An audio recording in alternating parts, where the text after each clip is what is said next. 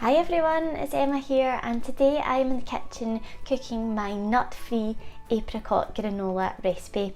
So this is literally one of my favourite ways to start the day. It's got so many lovely ingredients in it.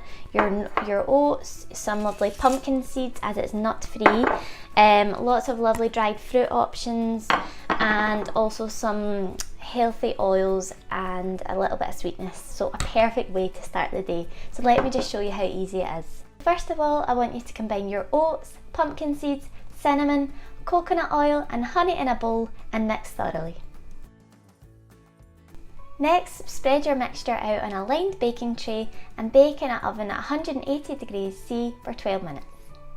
Remove from the oven and mix through your coconut, your raisins and your dried apricots, and then return to the oven for another 12 minutes. Next, I want you to remove the mixture from the oven and leave to stand for at least 30 minutes. Finally, serve with a dollop of Greek yoghurt and store the rest in a sealed jar.